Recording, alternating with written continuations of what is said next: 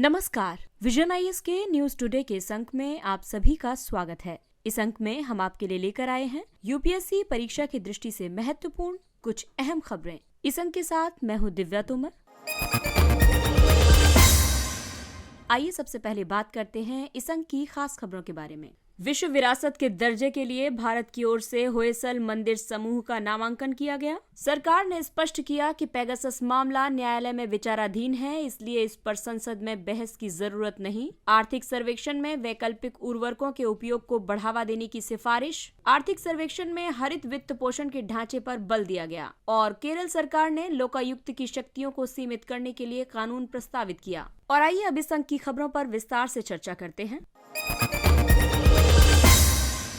इस अंक की सबसे पहली खबर पेपर 1 के टॉपिक वास्तुकला से संबंधित है। विश्व विरासत के दर्जे के लिए भारत की ओर से होयसल मंदिर समूह का नामांकन किया गया है। होयसल मंदिरों को वर्ष 2022-23 के लिए विश्व विरासत के रूप में भारत की ओर से नामांकन के रूप में शामिल किया गया है। इन मंदिरों में कर्नाटक के बेलूर, हलेबीड और सोमनाथपुरा में स्थित मंदिर शामिल हैं। होयसल का ये पवित्र स्मारक समूह वर्ष 2014 से यूनेस्को की संभावित सूची में है। ये पवित्र स्मारक पश्चिमी घाट की तलहटी में स्थित हैं। इन पवित्र स्मारकों में हिंदू मंदिर, जैन मंदिर, गौड़ संरचनाएं, जटिल मूर्तिकला और प्रतिमाएं एवं मंदिर, नृत्य तथा संगीत से जुड़ी कलाकृतियां शामिल हैं। ये स्मारक वैष्णव, शैव और जैन धर्म के आध्यात्मिक विश्वासों के विकास में महत्वपूर्ण अभिकारक हैं। बेलूर का चेन्ना केशव मंदिर और हलेबीड के होयसलेश्वर मंदिर को होयसल कला की उत्कृष्ट कृतियां माना जाता है। होयसल शासकों ने 11वीं से 13वीं शताब्दी तक कर्नाटक के आसपास के क्षेत्रों में शासन किया था। इन मंदिरों की अन्य कई विशेषताएं हैं। होयसल स्थापत्य कला में नागर और द्रविड़ दोनों शैलियों की विशेषताएं पाई जाती हैं। होयसल स्थापत्य के सबसे उल्लेखनीय उदाहरण तारे के आकार में निर्मित भव्य नक्काशीदार पाषाण मंदिर है। होयसल मंदिर आमतौर पर एक ऊंचे चबूतरे पर बनाए गए हैं, जिसे जगती कहा जाता है। ये भक्तों को मंदिर की परिक्रमा करने के लिए एक मार्ग प्रदान करता है। होयसल मंदिरों में खुले और बंद दोनों प्रकार के मंडप पाए जाते हैं। इन संरचनाओं में आमतौर पर कल्याणी या सीढ़ीदार कुएं पाए जाते हैं।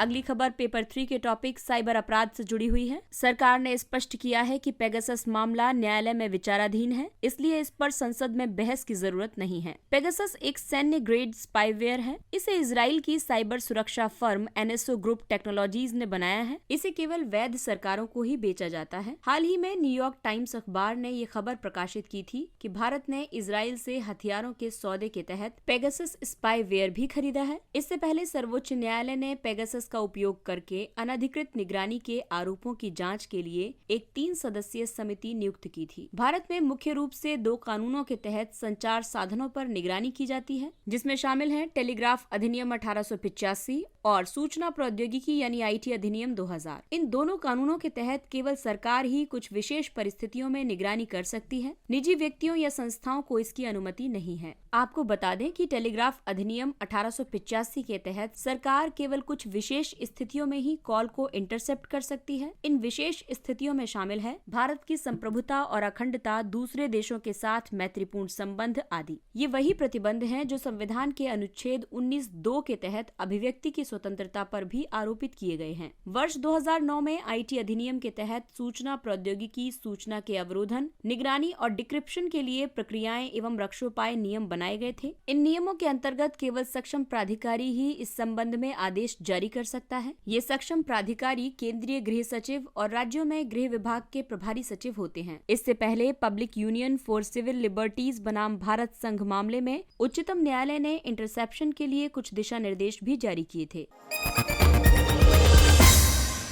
अगली खबर कृषि और अर्थव्यवस्था से जुड़ी है। आर्थिक सर्वेक्षण में वैकल्पिक उर्वरकों के उपयोग को बढ़ावा देने की सिफारिश की गई है। आर्थिक सर्वेक्षण में जैविक उर्वरकों के साथ नैनो यूरिया जैसे वैकल्पिक उर्वरकों के उपयोग की सिफारिश की गई है। वैकल्पिक उर्वरक मिट्टी की रक्षा करते हैं, अधिक उपज देते हैं और पोषक तत्वों के ज्यादा कुशल उपयोग को भी बढ़ावा देते हैं। इस सर्वेक्षण में अन्य कई सिफारिशें की गई हैं, जैसे ड्रोन और आर्टिफिशियल इंटेलिजेंस आधारित निर्णय समर्थन प्रणालियों सहित नई तकनीकों का उपयोग करना चाहिए। चाहिए। रासायनिक उर्वरकों के उपयोग में कमी लाई जानी चाहिए। साथ ही खेती के प्राकृतिक तरीकों पर विशेष बल दिया जाना चाहिए। कम लागत वाले जैविक इनपुट का उपयोग किया जाना चाहिए। कृषि क्षेत्र में नवाचारों के लिए स्टार्टअप्स का समर्थन करना चाहिए। सरकार उर्वरक निर्माताओं या आयातकों के माध्यम से किसानों को रियायती मूल्य पर उर्वरक उपलब्ध करा रही है। यूरिया को कानूनी रूप से अधिसूचित अधिकतम खुदरा मूल्य यानी MRP पर उपलब्ध कराया जा रहा है। इसके विपरीत फॉस्फेटिक और पोटाश उर्वरकों के लिए पोषक तत्व आधारित सब्सिडी योजना संचालित की गई है और दिसंबर 2021 तक 85,300 करोड़ रुपए की उर्वरक सब्सिडी दी जा चुकी है। उर्वरक के अधिक उपयोग से जुड़ी कई समस्याएं हैं, जैसे कि सब्सिडी का अत्यधिक बोझ, क्योंकि भारत उर्वरक सब्सिडी पर लगभग 1 लाख करोड़ रुपए खर्च करता है। इसके अलावा बहु पोषक तत्वों की कमी और मृदा स्वास्थ्य में गिरावट भी एक समस्या है। साथ ही उर्वरक के अधिक उपयोग से भूजल में नाइट्रेट संदूषण की संभावना होती है। सब्सिडी व्यवस्था को और अधिक कुशल बनाने के लिए सरकार द्वारा कई उपाय किए गए हैं, जैसे कि नई यूरिया नीति 2015 लागू की गई है। नीम लेपित यूरिया का उत्पादन किया जा रहा है। कोयला गैसीकरण जैसी नवीनतम तकनीकों को बढ़ावा दिया जा रहा है और प्रत्यक्ष लाभ अंतरण का कार्यान्वयन किया गया है।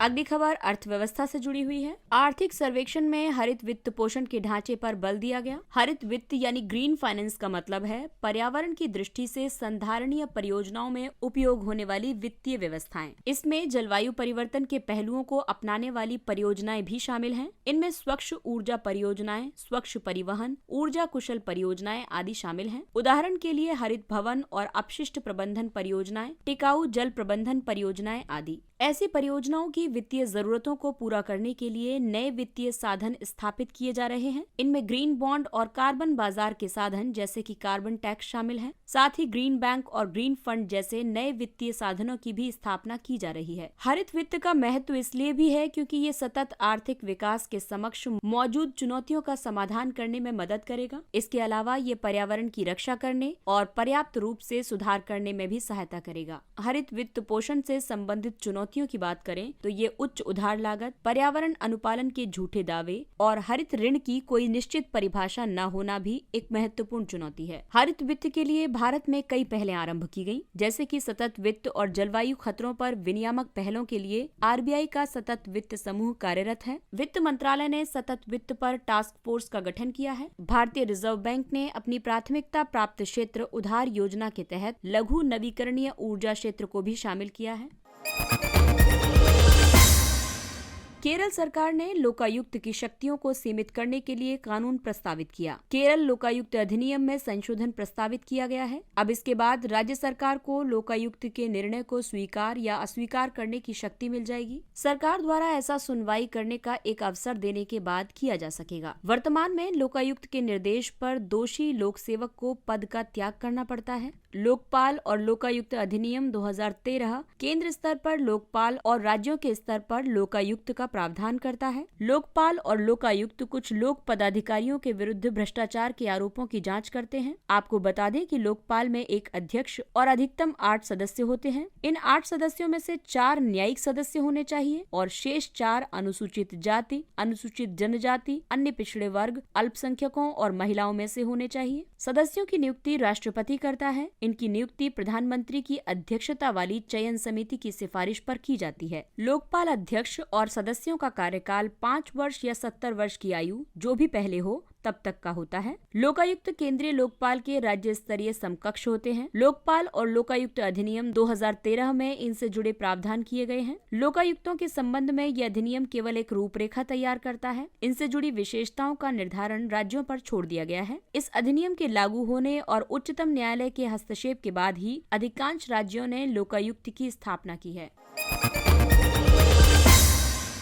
आइए अब बात करते हैं कुछ अन्य महत्वपूर्ण सुर्खियों के बारे में। संयुक्त राष्ट्र सुरक्षा परिषद। भारत और रूस संयुक्त राष्ट्र सुरक्षा परिषद में आपसी सहयोग बढ़ाने पर सहमत हुए। UNSC संयुक्त राष्ट्र के 6 प्रमुख अंगों में से एक है। इसे प्राथमिक रूप से अंतर्राष्ट्रीय शांति और सुरक्षा बनाए रखने की जिम्मेदारी सौंपी गई है। संयुक्त राष्ट्र चार्टर के तहत सभी UNSC सदस्य देश सुरक्षा परिषद के निर्णयों का पालन करने के लिए बाध्य हैं। यूएनएससी का गठन 15 सदस्यों से मिलकर हुआ है। भारत में जनवरी 2021 में यूएनएससी के अस्थायी सदस्य के रूप में अपना 2 वर्ष का कार्यकाल शुरू किया था। वो वर्ष 2022 के अंत तक अस्थायी सदस्य रहेगा। अस्थायी सदस्य के रूप में ये भारत का 8वां कार्यकाल है।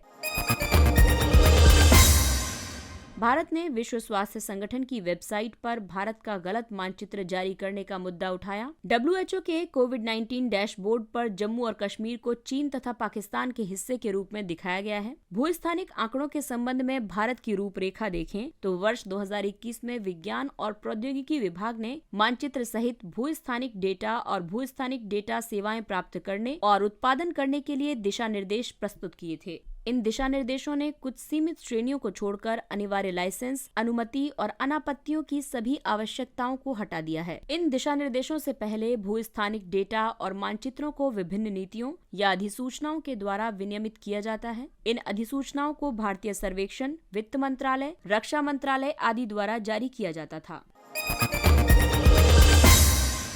प्रधानमंत्री राष्ट्रीय राहत कोष। प्रधानमंत्री ने माता वैष्णो देवी भवन में भगदड़ में मारे गए और घायल हुए लोगों के लिए PMNRF से अनुग्रह राशि को मंजूरी दी है। PMNRF की स्थापना वर्ष 1948 में पाकिस्तान से विस्थापित लोगों की सहायता के लिए सार्वजनिक योगदान से की गई थी। PMNRF धनराशि का इस्तेमाल अब बाढ़, चक्रवात और भूकंप आदि जैसी प्राकृतिक आपदाओं में मारे गए लोगों के परिजनों के लिए किया जाता है। साथ ही बड़ी दुर्घटनाओं और दंगों के पीड़ितों को तत्काल राहत पहुंचाने के लिए भी उपयोग किया जाता है। इसमें व्यक्तियों, संगठनों, ट्रस्टों, कंपनियों, संस्थानों आदि से स्वैच्छिक योगदान स्वीकार किया जाता है। उच्चतम न्यायालय ने अल्पसंख्यकों से संबंधित एक याचिका के संबंध में केंद्र सरकार की आलोचना की है। ये याचिका राज्य स्तर पर अल्पसंख्यकों की पहचान करने से संबंधित है। साथ ही याचिका में 6 राज्यों और 2 संघ राज्य क्षेत्रों में हिंदुओं को अल्पसंख्यक का दर्जा देने की भी मांग की गई है। केंद्र ने इस संबंध में अपना पक्ष स्पष्ट नहीं किया है। उच्चतम न्यायालय ने सरकार को इस वर्ष जनवरी माह में 2020 की इस याचिका पर अपना उत्तर प्रस्तुत करने का एक अंतिम अवसर दिया था। सरकार द्वारा उत्तर प्रस्तुत करने में विफल रहने के बाद उच्चतम न्यायालय ने उस पर जुर्माना लगाया था। भारत में अल्पसंख्यकों के दर्जे के बारे में और अधिक जानकारी के लिए 8 जनवरी 2022 का न्यूज टुडे का अंक सुने। राष्ट्रीय महिला आयोग का 30वां स्थापना दिवस। राष्ट्रीय महिला आयोग को वर्ष 1992 में स्थापित किया गया था। ये राष्ट्रीय महिला आयोग अधिनियम 1990 के तहत एक वैधानिक निकाय है। ये आयोग महिलाओं के लिए संवैधानिक और कानूनी रक्षा उपायों की समीक्षा करता है। ये उपचारात्मक कानूनी उपायों की सिफारिश करता है। ये शिकायतों के निवारण को सुगम बनाता है और ये महिलाओं को प्रभावित करने वाले सभी नीतिगत मामलों पर सरकार को सलाह देता है। इसके सदस्यों में केंद्र सरकार द्वारा नामित एक अध्यक्ष और 5 अन्य सदस्य शामिल हैं। आइए अब आपको बताते हैं कोर सेक्टर के बारे में, यानी प्रमुख क्षेत्र उद्योग। उद्योग संवर्धन और आंतरिक व्यापार विभाग DPIIT के आर्थिक सलाहकार कार्यालय ने 8 प्रमुख क्षेत्र उद्योगों का सूचकांक जारी किया है। इन 8 प्रमुख क्षेत्र उद्योगों की बात की जाए तो इनमें सबसे अधिक भारांश रिफाइनरी उत्पाद का है। उसके बाद विद्युत, इस्पात, कोयला, कच्चा तेल, प्राकृतिक गैस, सीमेंट और उर्वरक का है। औद्योगिक उत्पादन सूचकांक में शामिल मदों के भारांश में इनका 40.27% हिस्सा है। ये 8 उद्योग व्यापक अर्थव्यवस्था की कार्यप्रणाली में आवश्यक बुनियादी या मध्यवर्ती घटक हैं और इसी वजह से इन उद्योगों की दशा का चित्रण अर्थव्यवस्था की स्थिति की मौलिक समझ प्रदान करता है।